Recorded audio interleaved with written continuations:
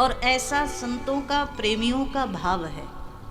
श्रीमद् भागवत में महारास के 5 अध्याय जो है रास पंचाध्यायी का, जैसे हमारे आपके शरीर में 5 प्राण माने जाते, ठीक ऐसे ही श्रीमद् भागवत में प्राण स्वरूप रास पंचाध्यायी है। 5 अध्याय जो रास के हैं वो भागवत जी का प्राण है।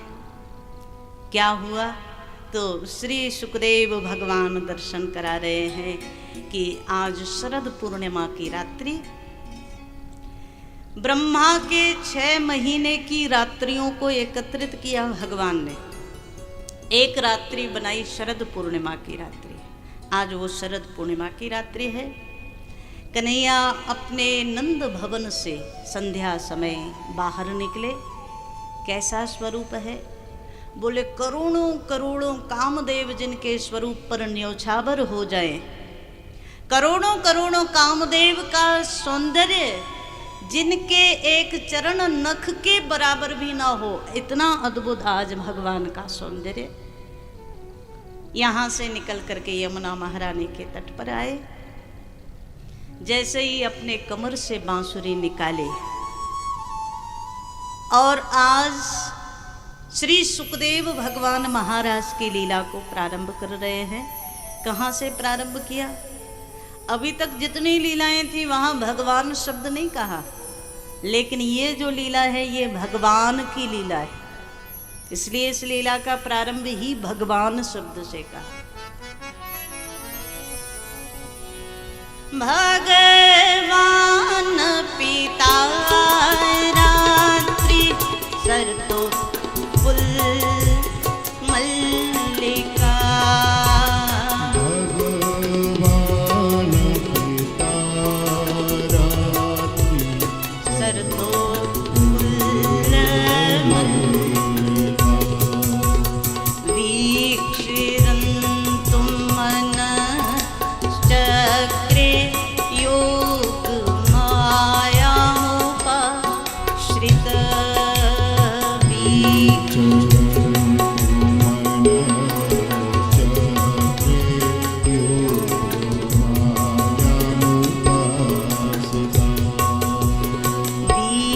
वीक्षिरन्तुं मनश्चक्रे योग मायामुपाश्रित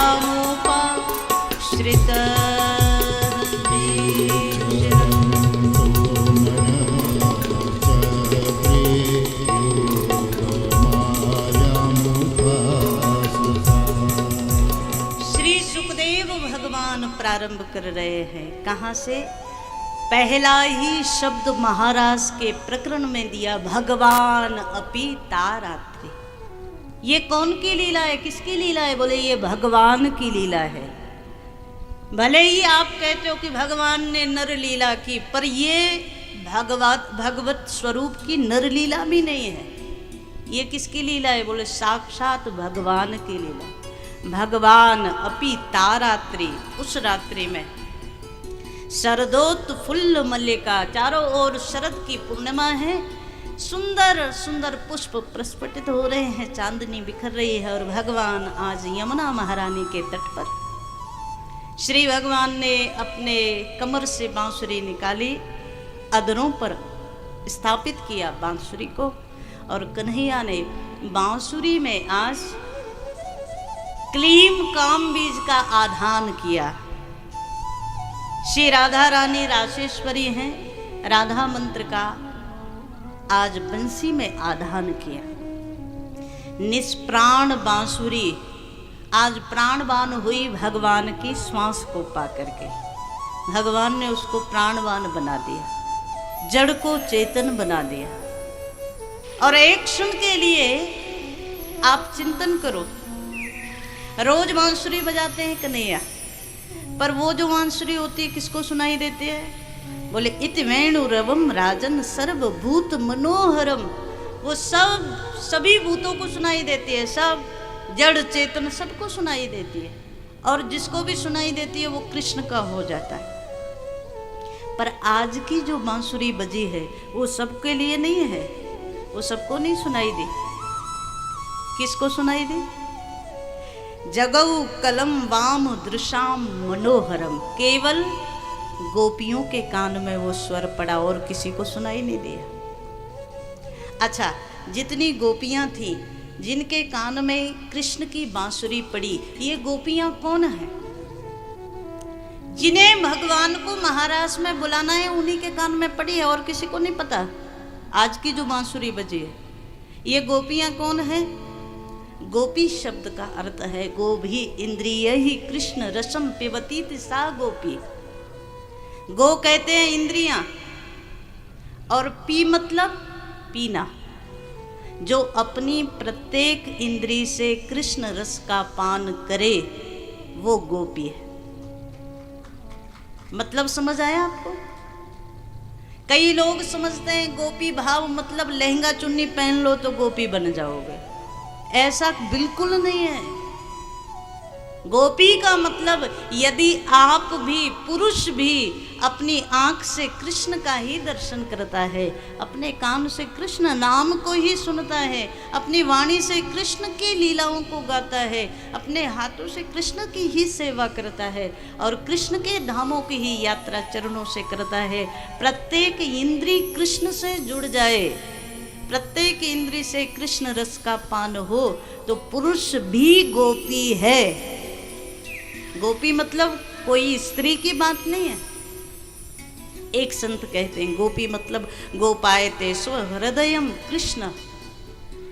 जिसने अपने हृदय में कृष्ण को गोप कर लिया, छुपा लिया, वो गोपी है। ये जितनी गोपियां हैं ना, सब प्रेम किससे करती हैं? कृष्ण से। लेकिन वो छुपा के रखती हैं, सबको बताती नहीं कि हम कृष्ण से प्रेम करते हैं। कृष्ण प्रेम को जितना आप छुपाओगे उतना नित्य नित्य नित्य बढ़ेगा, और जब आप बताने लगोगे उतना क्षीण होने लगा, उतना घटने लगेगा। इसलिए प्रेम को कभी ज़्यादा प्रचार नहीं करो। तो गोपी मतलब जो अपने हृदय में भगवान श्री कृष्ण को छुपा कर रखती। ये गोपियां हैं कौन? 80,000 वेद के कर्म कांड के मंत्र, वेद की ऋचाएं सब भगवान का ही तो गुणगान करती हैं। वेद की ऋचाओं से क्या होता है? भगवान की तो आराधना करती हैं। वो 80,000 वेद मंत्र जब भगवान आज लीला करने आए द्वापर में, तो सबने भगवान से कहा महाराज हमें भी लीला में शामिल करो। तो वो सब मंत्र किसी किसी के घर गोपी रूप में अवतरित होकर के आए ब्रज 84 कोस में, और वो सब आज महाराज की लीला में आ रहे हैं। ये कोई संसारी स्त्रियां नहीं है, ध्यान देना। ये जो गोपियां हैं ना, ये कोई संसारी नहीं है। ये पहले से ही भगवान ने अपनी लीला में पात्रों को, अपने ही लोगों को बुला रखा है। 80,000 वेद के मंत्र। कई ऐसे महात्मा जब भगवान राम रूप में वन की लीला करते हैं, 14 वर्ष के वन में भगवान घूमते हैं, बड़े बड़े महात्मा हजारों वर्षों से जो साधना कर रहे हैं, जब श्री जानकी भगवान की सेवा करती हैं तो इनके मन का भाव बदला। हमें भी कभी ऐसा मौका मिल जाए, हम भी भगवान का स्पर्श पा पाएँ, भगवान की चरण सेवा करें, हम भी भगवान की लीला में सहयोग करें। भगवान बोले आप सब लोग द्वापर में आ जाओ। वो सब सिद्ध महात्मा द्वापर में गोपी बन करके आए। श्रुति रूपा मुनि रूपा साधन सिद्धा स्वयं सिद्धा दैत्य कन्याएं। जब भगवान 52 बन करके बलि के यज्ञ में गए ना, आपने कथा सुनी, वहाँ जितनी दैत्य कन्याओं ने देखा भगवान के स्वरूप पर मोहित हो गई। ये कैसे भी मुझे मिल जाए। तो भगवान बोले आप सब गोपियाँ बन करके आ जाओ। तो ना जाने कितने कितने जन्मों की साधना के बाद ये सब गोपी बन करके आ रहे हैं। आज भगवान ने बांसुरी बजाई। निसम्य गीतं तदनंग वर्धनम ब्रज स्त्रिय कृष्ण गृहीत मानसा। कृष्ण गृहीत मानसा, कृष्ण गृहीत मानसा। आजगमुरन्योन्यमलक्षितोद्यमा सजत्र कांतो जवलोल कुंडला।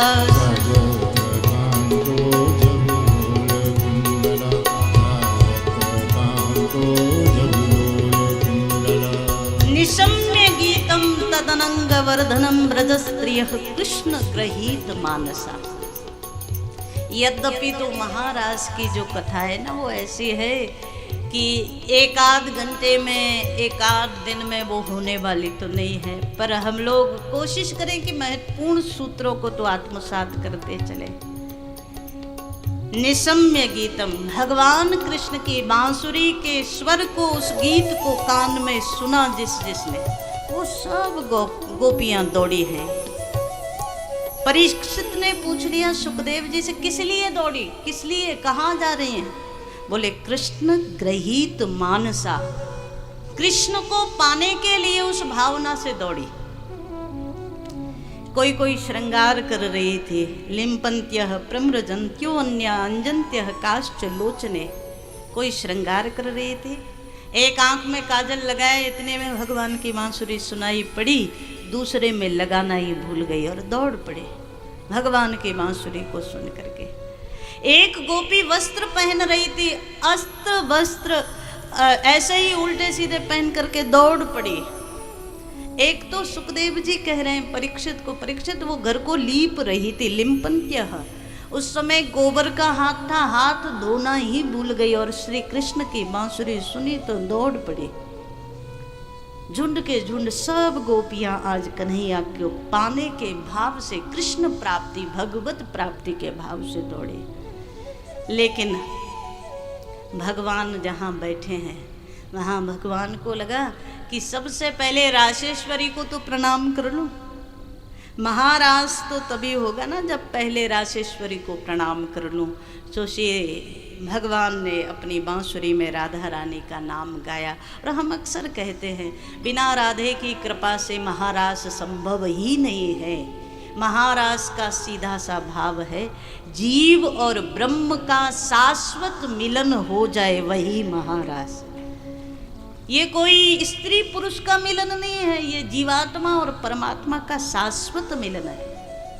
अच्छा, हम तुम आए कहाँ से हैं? कहाँ से आए? ईश्वर अंश जीव अविनाशी, हम उसी अंश से ही तो आए हैं ना।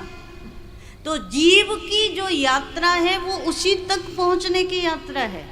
ये अलग बात है, कोई घर में खो गया, कोई परिवार में खो गया, कोई व्यापार में खो गया, ये अलग बात है, पर चलना सबको वही है। यात्रा वही के लिए निकली है।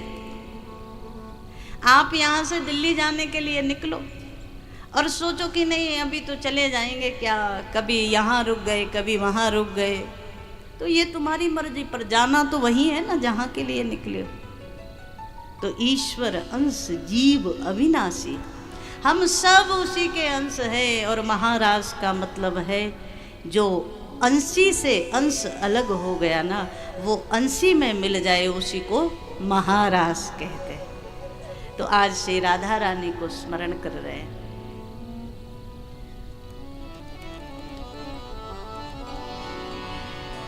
राधा रानी कृपा कीजिए, राधा रानी कृपा कीजिए, राधा रानी कृपा कीजिए, राधा रानी कृपा कीजिए। ये आवाज हृदय से निकले, केवल मुख से ना आए, अंदर से निकलनी चाहिए। आज महाराज की कथा है ना, तो श्री राधे की कृपा से ही ब्रह्म से जीव का मिलन संभव है। तो हृदय से आवाज निकले महाराज, राधे रानी कृपा कीजिए, राधे रानी कृपा कीजिए, आंचल में छुपा लीजिए श्री राधे, आंचल में छुपा लीजिए राधा रानी कृपा कीजिए, राधा रानी कृपा कीजिए, श्री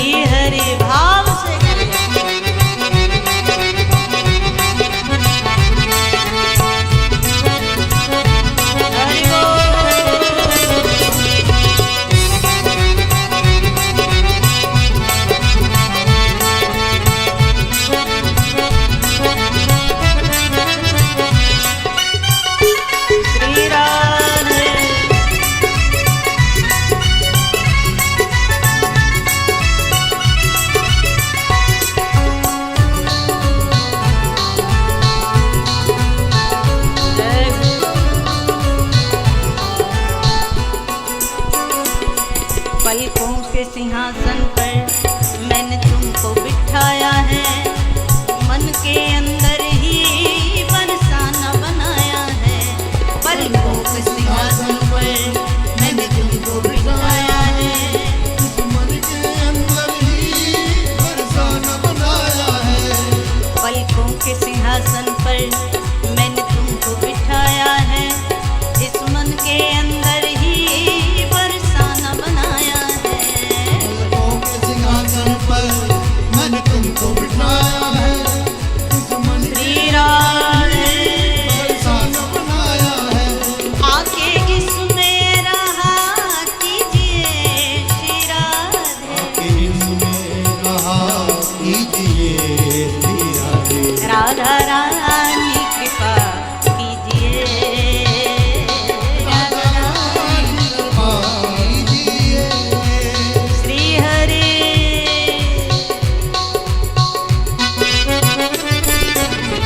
दोनों हाथ ऊपर उठाते हुए बोल राधा रानी।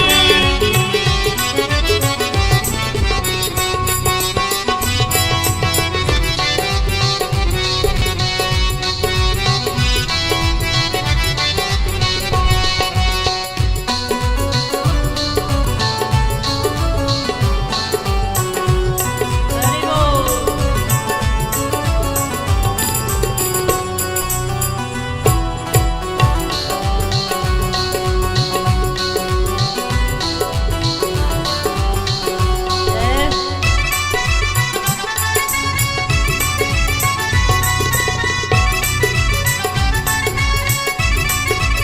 श्री हरे।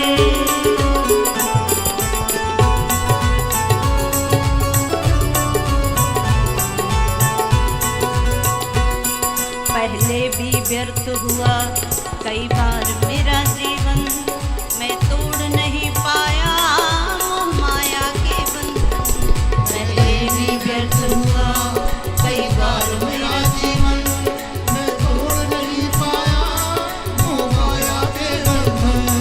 पहले भी व्यर्थ हुआ कई बार मेरा जीवन, मैं तोड़ नहीं पाया मोह माया के बंधन।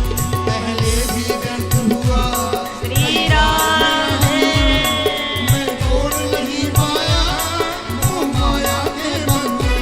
अब की बारी बचा लीजिए श्री राधे, हमारे बचा लीजिए श्री राधे। राधा रानी कृपा कीजिए, राधा रानी कृपा कीजिए।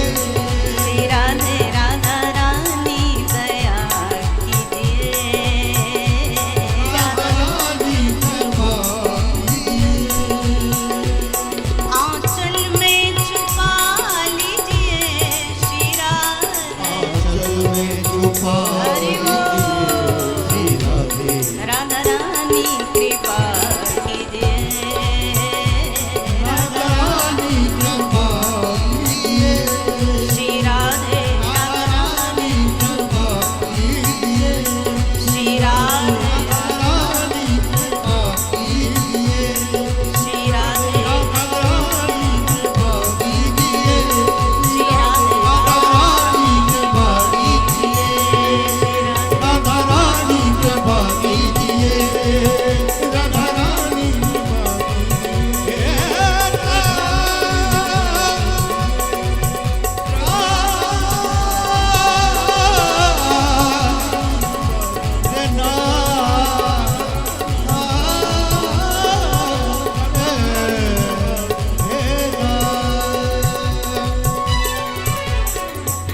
बोल राधे रानी की।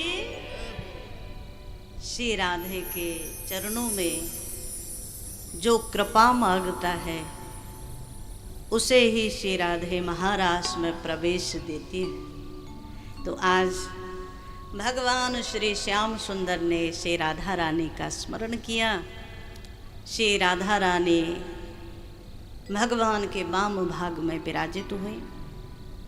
सब गोपियां आ गई। भगवान ने देखा झुंड के झुंड गोपियां चली आ रहे हैं। श्री भगवान अब नटखट तो है ही है ना, पहले बांसुरी बजा करके घर से बुलाया, उसके बाद में जब आ गई तो कहते हैं स्वागतम वो महाभागा प्रियम किम करवाणी व। मैं आप सबका बड़ा बड़ा स्वागत करता हूँ, आप सब यहाँ आइए। गोपियाँ प्रसन्न हो गई, कन्हैया हमारा स्वागत कर रहे हैं, ये तो बड़ी अच्छी बात है। लेकिन बाद में स्वागत करने के बाद कन्हैया ने कहा कि अच्छा ये बताओ किस लिए आई हो। ब्रूता गमन कारणम, किस लिए आना हुआ है। सारी गोपियों का मुंह लटक गया। पहले हमें घर से बुलाते हैं बांसुरी बजा बजा कर, जब हम आ जाते हैं तो हमारा स्वागत करते हैं, स्वागत करने के बाद फिर हमसे पूछते हैं कि बताओ किस लिए आए। तो क्या आपको नहीं पता कि हम किस लिए आए। भगवान बड़ी जोर से हंसे और भगवान ने कहा अच्छा मैं समझ गया, तुम्हारे घर में तुम्हारे पतियों से तुम्हारी लड़ाई हो गई होगी इसलिए चले आए। सो गोपियों ने सिर हिलाया कि इसलिए नहीं आए। तो भगवान बोले फिर किस लिए आई हो। कोई आपत्ति विपत्ति आ गई जो रात में 12 बजे दौड़ी चली आ रही हो। गोपियों ने सिर हिलाया कि कोई आपत्ति नहीं आई है। भगवान बोले तो क्या हुआ। अच्छा अब मैं समझ गया कि किस लिए आए हो। सो गोपियाँ प्रसन्न हो गई कि चलो समझ गए तो अच्छी बात है। कन्हैया बोले कि आप इसलिए आई हो कि शरद पूर्णिमा की रात्रि में वन की शोभा कैसी होती है ये देखने के लिए आई हो। रजन्नेशा घोर रूपा घोर सत्व निसेविता। लेकिन भगवान बोले कि अच्छा अगर वन को देखने आई हो तो ठीक है, दृष्टम वनम कुस्मितम राकेश कर रंजितम। चंद्रमा की चांदनी से ये सुंदर वन की शोभा हो रही है, तुमने ये देख लिया, अब अपने घर चली जाओ। ये घोर रात्रि का समय है, रात्रि के समय में यहाँ घूम रही हो। एक कुलीन स्त्री को रात्रि के समय ऐसे ही सब जगह नहीं घूमना चाहिए। जाओ अपने अपने घरों को लौट जाओ, अपने पतियों के पास जाओ। 1 बार 2 बार 3 बार 4 बार कन्हैया ने कहा लौट जाओ लौट जाओ। सो गोपियों ने यहाँ भगवान के सामने एक गीत गाया, प्रणय गीत के नाम से। और एक गोपी बोली मैवम विभो अर्हति भवान गदितुम नृशंसम। संसार में कठोर लोग तो हमने देखे पर तुमसे ज्यादा कठोर नहीं देखा। कन्हैया को बोले कितना कठोर बोलते हो। हमें सबसे पहले बुला लिया, संतज्य सर्व विषयांश तब पाद मूलम। हम अपने सब घर बार को परिवार को सबको त्याग करके यहाँ आ गई। और जब यहाँ आ गई तो अब आप कहते हो कि लौट कर चले जाओ। लौट कर कैसे चले जाओ। भगवान बोले कि इसमें क्या बात है, जैसे आई थी वैसे ही चले जाओ। गोपियां बोली हमारे चरण काम नहीं कर रहे। भगवान बोले चरणों से आई थी। बोले हाँ, तो इन्हीं चरणों से वापस चले जाओ। भगवान की बात सुनी तो गोपियों ने कहा हमारे पैर हमारे चरण काम नहीं कर रहे हैं। पादौ पदम न चलतस तब पाद मूलम। जैसे ही कहा योग से भेज देता हूँ ना। सो श्री सूत जी दर्शन करा रहे हैं। गोपियाँ बोली चलो भेज तो दोगे, पर हम घर जाकर क्या करेंगे, क्या करेंगे। भगवान ने कहा जो रोज तुम करते हो वो ही करते रहना। तो श्री सूत जी महाराज दर्शन करा रहे हैं कि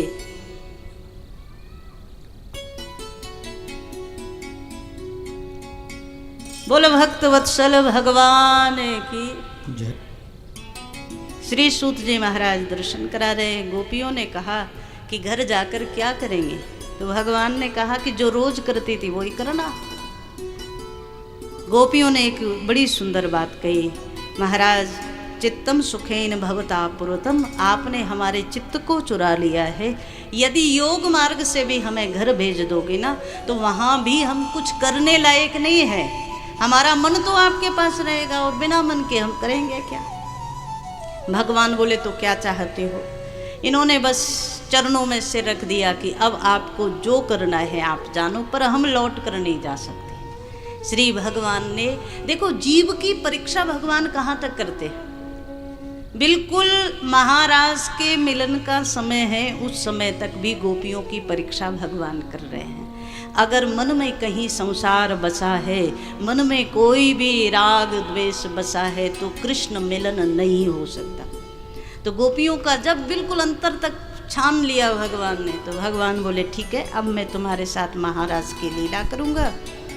सुंदर गोपियों के भाव के अनुसार भगवान ने स्वरूप धारण किया, और जैसे ही महाराज की लीला प्रारंभ हुई, श्री भगवान एक एक गोपी के साथ नृत्य कर रहे हैं, और जैसे ही नृत्य करने लगे ना, तो गोपियों को थोड़ी देर बाद ये मन में अहम आ गया कि शायद हम ज़्यादा सुंदर होंगे, शायद हमारे गुणों को देख करके कन्हैया रीझ गए होंगे, तो कुछ ना कुछ हमारे अंदर विशेषता तो है, तभी तो कृष्ण हमारे चारों ओर चक्कर लगा रहा है। भगवान बोले लो, अभी महाराज के लिए आई थी, अब यहाँ आते ही अभिमान आ गया, सो भगवान ने एक लीला और कर दी।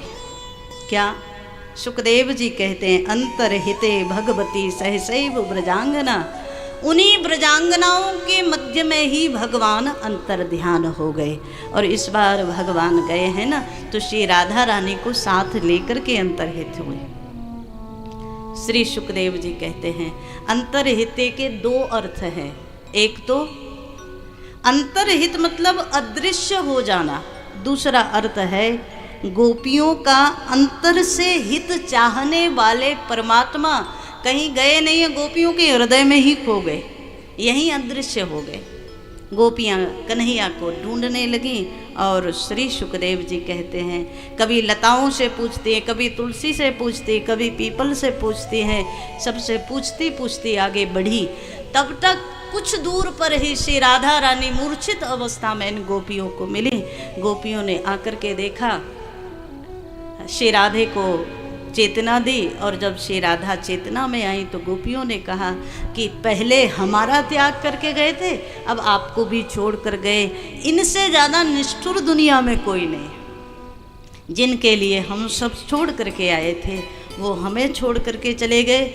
श्री राधा रानी को जब ये आभास हुआ कि भगवान मेरा त्याग करके चले गए हैं, श्री राधा रानी के नेत्रों से अश्रुधारा बहने लगी।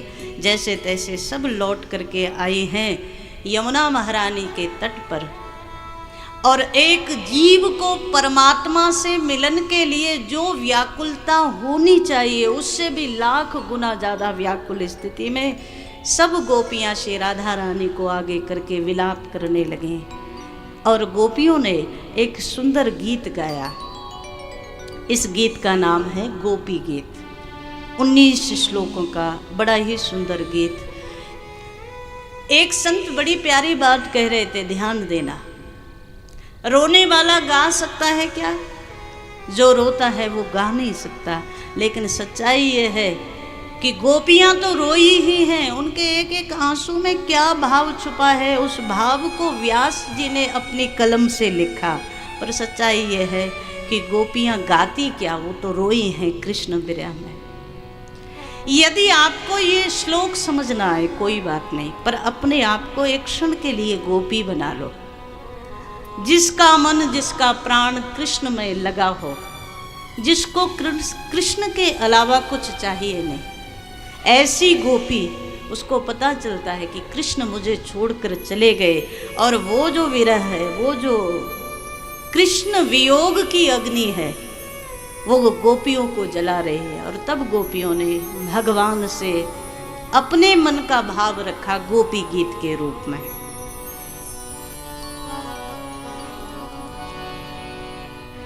जयति तेदिकं जन्मना श्रयत इंदिरा सस्वतत्रहि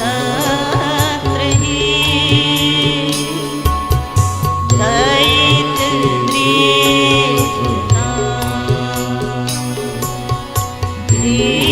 दीक्षुता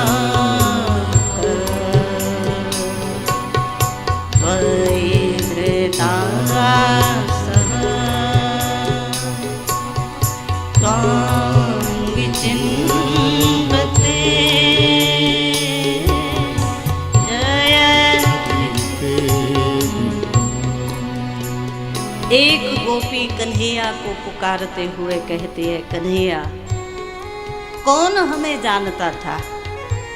जब तक आपका ब्रज में अवतरण नहीं हुआ था तब तक कोई हमें नहीं जानता था, कोई ब्रज को नहीं जानता था। किसको पता था? जयति तेदिकम जन्म ना ब्रज। आपके जन्म लेने से ब्रज की महिमा बढ़ गई और उस ब्रज में आज इंदिरा श्रयत इंदिरा शश्वतत्र ही, स्वयं लक्ष्मी भी उस ब्रज की रज में लोटपोट होने के लिए आज वैकुंठ से आकर के ब्रज में रहती है। ये महिमा किसकी है?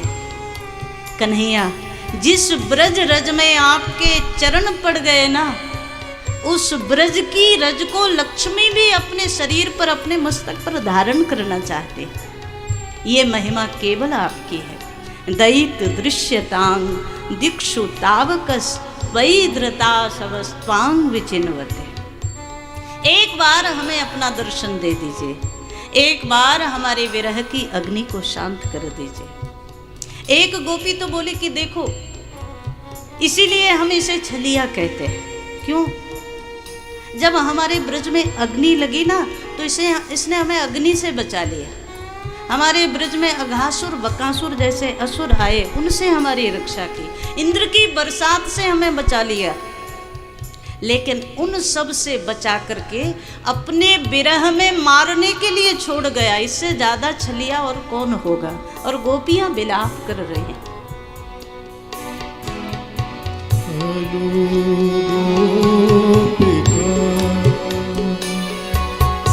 नंदनो अखिल देहिनो अंतरा बद्री विकर साथितो विश्व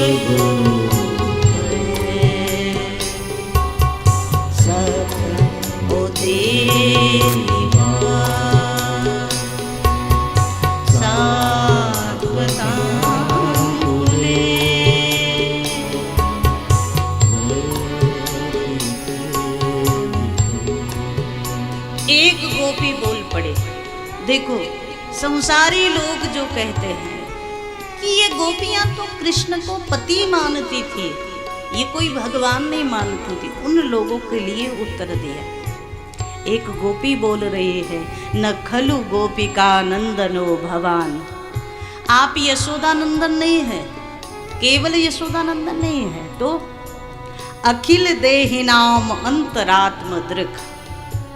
इसने कहा आप अखिल देहधारियों के अंतर में आत्मा रूप से विराजमान आत्मा राम भी आप ही हैं। और विघन सारथितो विश्व गुप्तये सख उदयवान सात्वतांकुले। आप सारे जितने भी सात्वत वंशी यदुवंशी लोग हैं, उनको आनंद देने के लिए, उनकी रक्षा करने के लिए आए हो। आपने वचन दिया है कि आप ब्रजवासियों की रक्षा करोगे। तो गोपियां पुकारने लगी, क्या हम ब्रजवासी नहीं हैं? हमारे प्राणों की रक्षा भी आपको ही करनी चाहिए। एक बार अपना दर्शन दे दो। और एक गोपी बड़ा सुंदर बोली, तब कथा मृतम तात जीवनम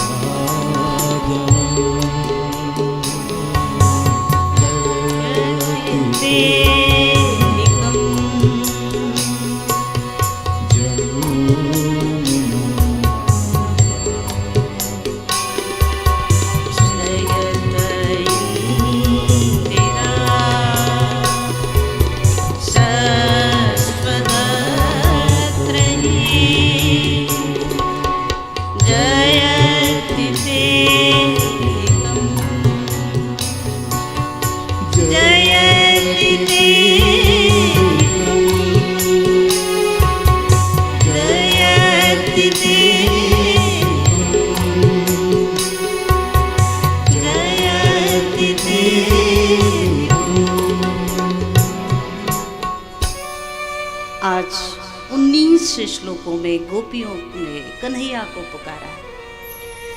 कभी आपके मन में ऐसा प्रश्न आए कि गोपियों का प्रेम यदि सच्चा होता तो जब मैं गोपियों को छोड़ करके गया उसी समय इनका प्राण निकल जाना चाहिए था, कैसे शरीर में प्राण है? तो एक गोपी इसका उत्तर दे रही है, तब कथामृतम तप्त जीवनम, हमने एक अमृत पी लिया है। प्राण तो निकलना चाहते हैं, कंठ तक प्राण आ जाते हैं आपके विरह में, लेकिन हमने एक अमृत पी लिया है, इसलिए वो प्राण निकल नहीं रहे हैं। कौन सा अमृत? तो ये गोपी बोली, तब कथामृतम, आपकी कथा रूपी अमृत हमने पी लिया है ना, तो चाहते हुए भी प्राण निकलते नहीं हैं। बड़े सुंदर भाव से भगवान के लिए 19 श्लोकों में गोपी गीत गाया।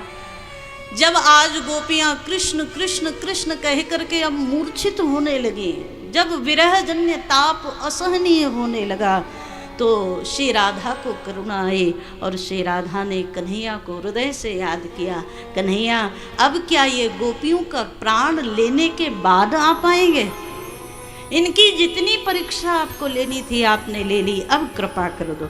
और जैसे ही श्री राधा रानी ने कन्हैया का स्मरण किया, पीतांबर धरह सृग्वी साक्षात मनमथ मनमथा, इन्हीं गोपियों के मध्य में स्वयं परमात्मा करोड़ों करोड़ों कामदेव के सौंदर्य का मंथन करने वाले पीतांबर धारण किए हुए प्रकट हो गए। बोल कृष्ण कन्हैया लाल की।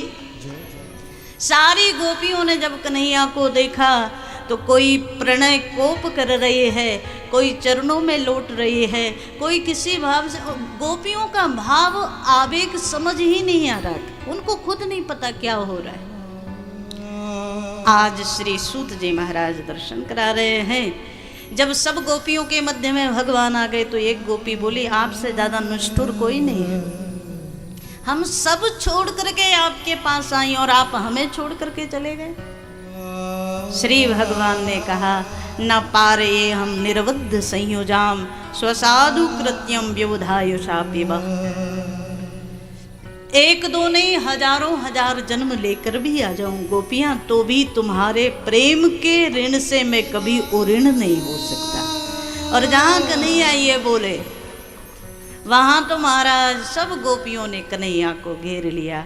श्री सूत जी कहते हैं, भगवान बोले अब मैं आपके महाराज की इच्छा को पूर्ण करूंगा। तो गोपियां आनंदित तो हो गईं। रासोत्सव संप्रवृत्तो गोपी मंडल मंडितः योगेश्वरेण कृष्णेन तासाम मध्य द्वयोर्द्वयो। 3 मंडल बने हैं महाराज की लीला में। एक मंडल जहाँ गोपियाँ चारों ओर हैं और श्री राधा कृष्ण मध्य में। एक मंडल ऐसा है एक एक गोपी और एक एक श्री कृष्ण, और मध्य में श्री राधा कृष्ण विराजमान है। एक मंडल ऐसा है जिसमें 2-2 गोपी के बाद भगवान श्री कृष्ण। तीनों मंडल तैयार हुए और जैसे ही महाराज की लीला प्रारंभ होने को थी ना, उसी समय कामदेव आ गया। जैसे ही भगवान ने देखा, काम तुम्हारा यहाँ क्या काम? तो काम ने कहा कि जहाँ विश्व सुंदरी सब गोपियाँ और त्रिभुवन सुंदर आप, और शरद पूर्णिमा की महारात्रि में जब ये महारास जैसी लीला होगी तो मेरा ही तो काम है। श्री भगवान बोले, कामदेव ये काम लीला नहीं है, ये विशुद्ध प्रेम लीला है, ये रास लीला है, ये काम लीला नहीं है। कामदेव ने कहा मैं कैसे मानूं? सो भगवान बोले तो ठीक है, जो हारेगा वही पुत्र बनेगा। सो कामदेव ने स्वीकार कर लिया, तय हो गया। यदि काम जीत गया तो भगवान बोले हम तुम्हारे पुत्र बन करके आएंगे, और अगर तुम हार गए हम जीत गए तो तुम हमारे पुत्र बन करके आओगे। काम ने स्वीकार कर लिया। महाराज की दिव्य लीला का प्रारंभ हुआ। स्वयं भगवान शंकर आज कैलाश से दौड़े हुए आए, हमें भी महाराज में प्रवेश चाहिए। भगवान ने कहा महाराज में प्रवेश चाहिए तो पहले गोपी भाव बनाना पड़ेगा। जैसे ही भगवान शंकर ने गोपी भाव मन में लाया, सो भगवान शंकर भी प्रेम के समुद्र में, प्रेम के सरोवर में डूब करके गोपी रूप ही हो गए और नाम हो गया गोपेश्वर। बोल गोपेश्वर भगवान की। और आज यमुना के तट पर दिव्य भाव से भगवान का महारास की लीला प्रारंभ हुई।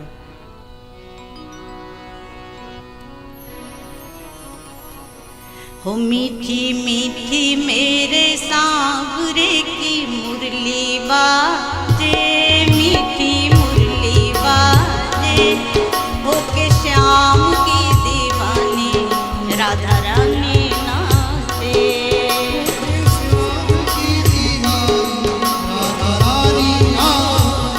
हो मीठी मीठी मेरे सांवरे की मुरली बाजे, हम मीठी बाजे, हो के श्याम की दीवानी राधा रानी नाचे। हो के श्याम की दीवानी राधा रानी नाचे। हरि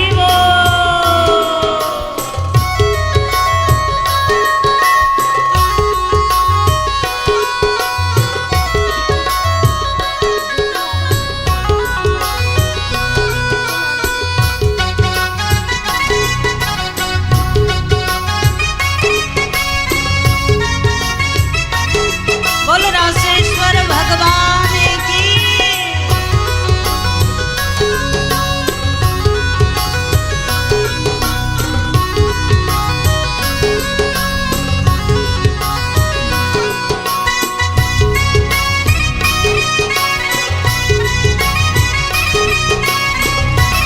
हरि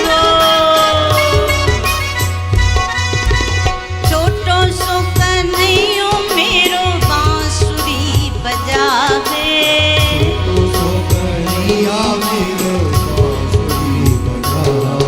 हाँ बांसुरी बजावे, देखो बांसुरी बजावे,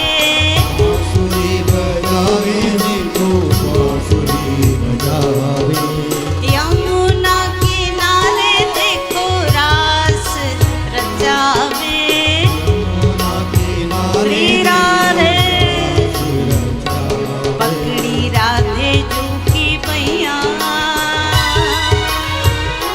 पकड़ी राधे जू की पैया, देखो घूमर घाले, हाँ देखो घूमर घाले, जो के श्याम की दीवानी राधा रानी नाचे।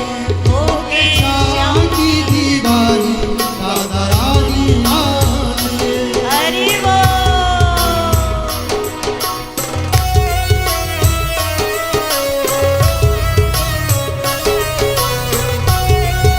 श्री राधे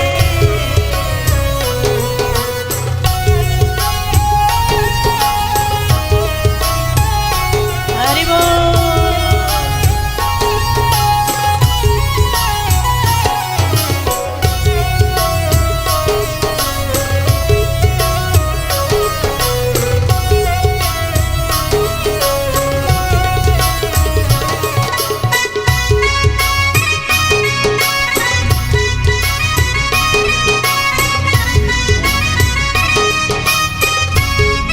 श्री राधे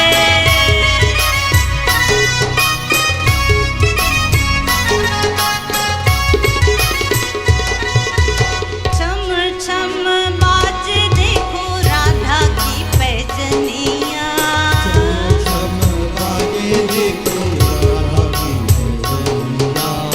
जितने लोग खड़े नहीं हुए ना, बैठे बैठे ही वहीं से महाराज में अपने हाथ बाजे, देखो राधे की पैजनिया,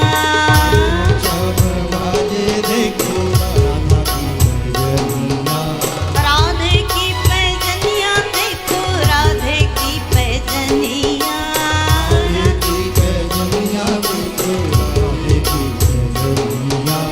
नाचे रे कन्हैया मेरा छोड़ के मुरलिया,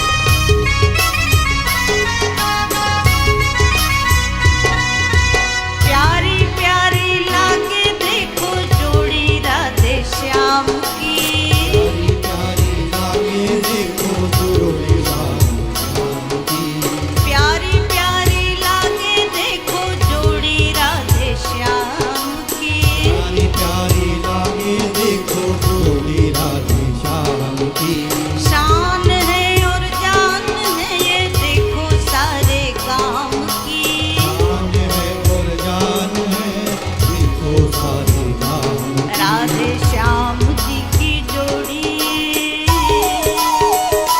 राधे श्याम जी की जोड़ी हिबड़े माही राखे, हिबड़े माही राखे।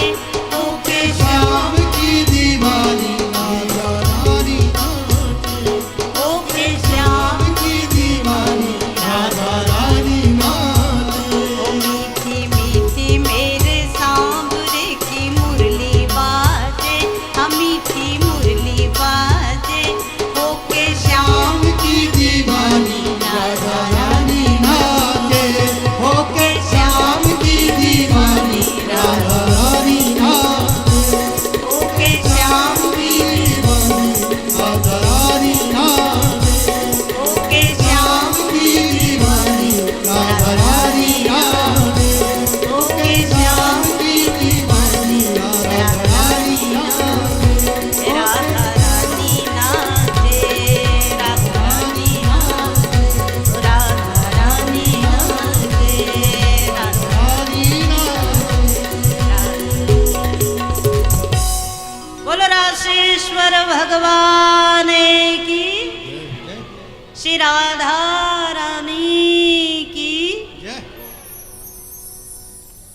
आज महाराज की दिव्य लीला श्री भगवान ने राशेश्वरी श्री राधा रानी और संपूर्ण ब्रजेश्वरियों के साथ, गोपिकाओं के साथ दिव्य भाव से संपन्न की।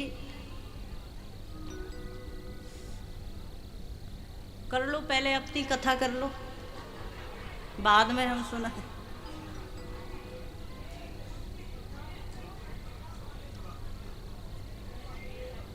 बोलो राधा रानी की। हो गया? अब सुनाए? हाँ ठीक है। अब इतना तो हमें भी आपको समय देना चाहिए, है ना।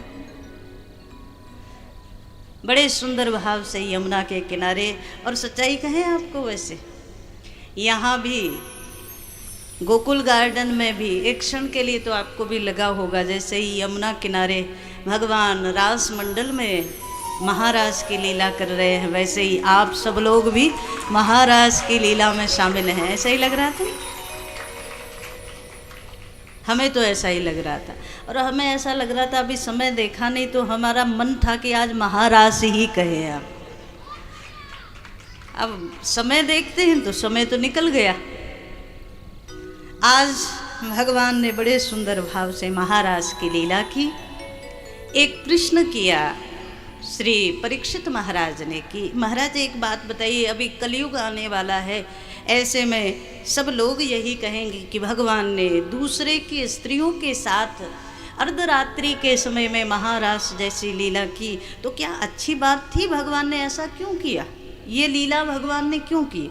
सुखदेव जी कह रहे हैं। अच्छा, इस लीला को कुछ बिंदुओं को समझ लो, इसके बाद हम लोग आगे चलेंगे। सबसे पहली बात, ब्रह्मा के 6 महीने की रात्रियां एकत्रित हुई तब महाराज की लीला हुई। तो इतने लंबे समय तक अपने अपने घरों से गोपियां बाहर रहती तो किसी को तो पता चलता। इसका मतलब एक संत कहते हैं, जो गोपियां जहाँ थीं वो एक रूप में अपने अपने घर में थी, पर आत्म रूप से दिव्य देह धारण करके महारास में सब शामिल हुए। अपने अपने घरों में सब गोपियां, पर महारास में जो आई थी वो दिव्य देह धारण करके आई थी, ऐसा संतों का भाव। दूसरी बात, एक संत कहते हैं कि देखो, लोग कहते हैं ना कि भगवान ने किया वही हम करें। ऐसा बहुत सारे लोगों ने सुना होगा आपने। लोग क्या कहते हैं? जो भगवान ने किया वो भी हम करें। अच्छा ठीक है, तो जो कृष्ण ने किया वो भी हम करें, ठीक है।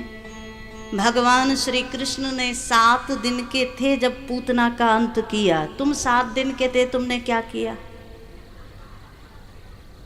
जब सब करो ना, जो कृष्ण ने किया तो सब करो। एक क्षण के लिए सोच करके देखो, भगवान श्री कृष्ण 7 वर्ष के थे तो 7 कोस लंबे चौड़े गोवर्धन महाराज को अपने बाएं हाथ की कनिष्ठिका के अंगुष्ठ नख पर धारण कर लिया। तुम लोग 7 मर सके थे तब क्या किया तुमने? कहा महाराज वो तो सब नहीं कर पाएंगे पर महाराज कर लेंगे। एक क्षण के लिए सोच कर देखो। श्री सुखदेव भगवान कहते हैं नैतत् समाचरेत् जातु मनसापि ह्यनीश्वरः विनश्यत्याचरण मौढ्याद् यथा रुद्रो द्विजं विषम। जैसे भगवान शंकर ने जहर का पान किया। अब लोग कहें कि नहीं भगवान ने जो किया वो हम कर लें, तो तुम पान कर सकते हो जहर का? बोले वो नहीं कर सकते। तो ईश्वर ने जो किया, ये ईश्वर जो कर सकता है वो जीव कभी नहीं कर सकता है। हमें परमात्मा के उपदेशों पर चलना, और विशेष रूप से कृष्ण चरित्र के विषय में हम कहते राम चरित्र अनुकरणीय है, पर कृष्ण चरित्र भगवान कृष्ण के उपदेश को मानो। भगवान कृष्ण के आचरण को तुम्हें नहीं करना है कि महाराज किया तो हम भी करेंगे ना। तीसरी बात कहते हैं गोपी नाम तत्पति नाम च सर्वेशाम एव देहिनाम यो अंतश्चरति सोऽध्यक्ष क्रीडने देह देह भाग। वो परमात्मा कौन है? वो गोपियों के पतियों का भी पति है। अब बताओ आप, वो गोपियों का भी पति है, गोपियों के पतियों का भी पति है, वो जगत का पति है। ऐसा परमात्मा अपने ही अंशी रूप से जितनी जीवात्माएं हैं उन सब के साथ आनंद रस में है। तो ये ईश्वर कर सकता है, जीव नहीं कर सकता। ये काम की लीला है? बोले नहीं, काम विजय प्रख्यापनार्थम से यमरास लीला। ये केवल काम को जीतने की। और एक ब्रज के ही बड़े बुजुर्ग संत के मुख से हमने सुना कि जिन लोगों को कामनाएं ज़्यादा परेशान करती हैं उन लोगों को रास पंचाध्यायी का नित्य पाठ करना चाहिए, तो उनके जीवन से काम सदा सदा के लिए समाप्त हो जाएगा और उनको भगवत कृपा मिल जाएगी। तो ये काम की लीला नहीं, काम विजय की लीला है।